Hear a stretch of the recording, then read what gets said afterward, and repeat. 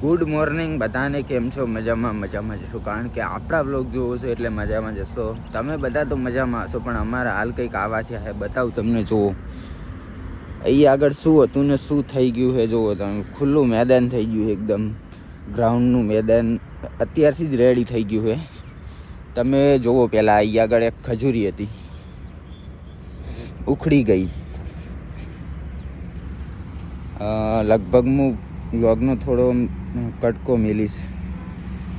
પછી આગળ તમે જુઓ, મોડવો હતો, જતો રહ્યો. અને આગળ એની આગળ પણ એક ખજૂરી હતી મોટી, એ પણ ઉખાડી નાખી. બોલો, બધી એકદમ ખુલ્લું મેદાન કરી નાખ્યું. અમારો ચીકી ગોતે હે કઈ આગળ બધું હતું એ ગયા ગયું હતું.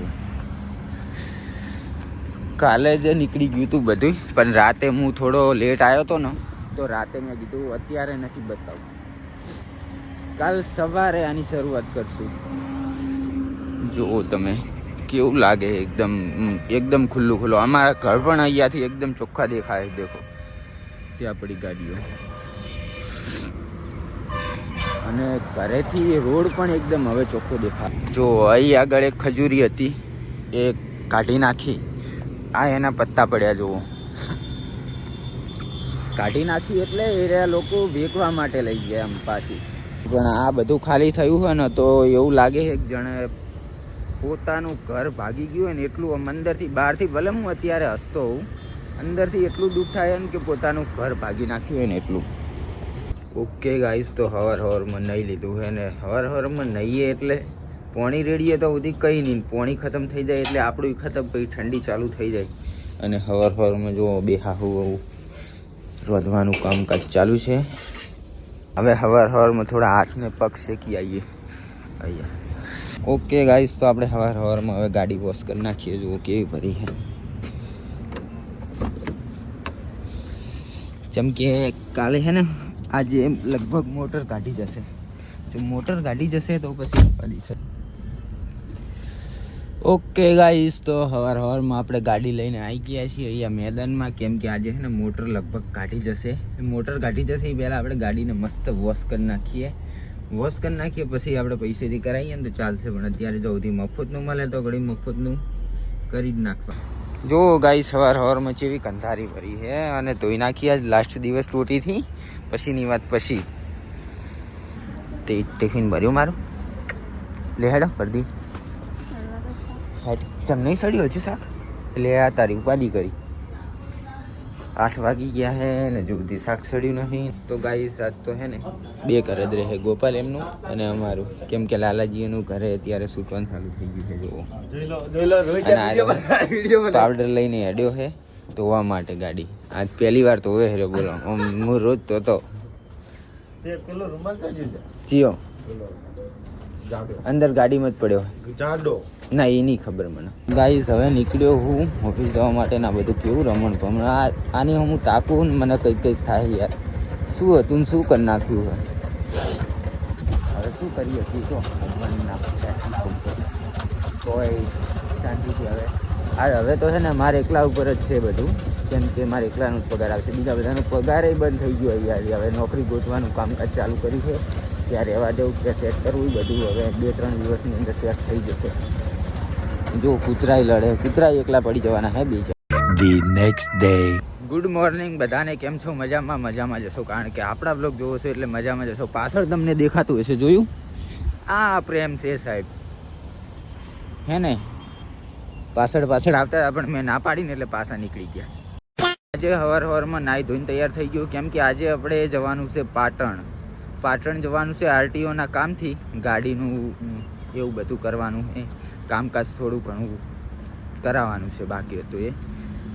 તો આજના બ્લોગની અંદર બન્યા રહેજો, મજા આવશે.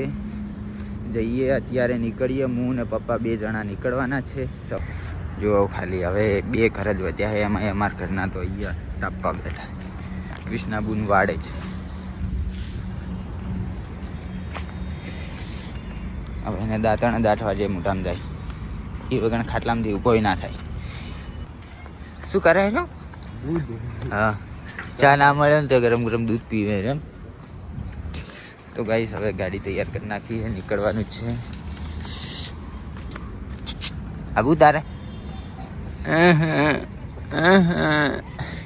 ફાઇનલી તો ગાઈસ હવે નીકળી ગયા છીએ. ગાડી કરી પડતી આવજો.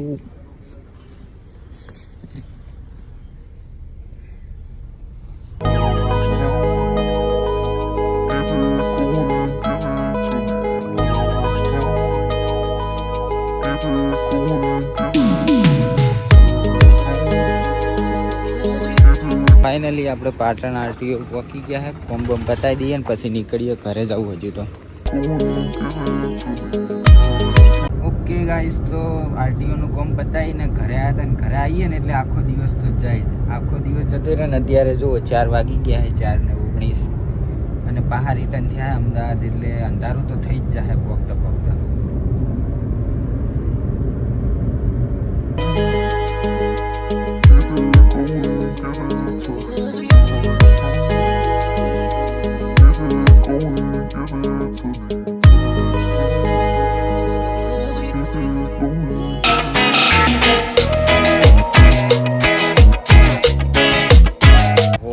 થાકી ગયા ફાઇનલી ઘરે પહોંચી ગયા અને લગભગ રાતના 7:30 ઉપર 8 વાગવા આવ્યા હશે. અને એટલું ટ્રાફિક ને 1 કલાક તો ખાલી ટ્રાફિકમાં જ ગયો. ચોખ્ખા લાવ્યો ચોખ્ખા. ગમે એમ હવે છે નહીં, તમે ખીચડી બનાવે કરો. હું તાકે ચાલો લાવી વેલીએ દીધી. શું કહેવાય? પાપડી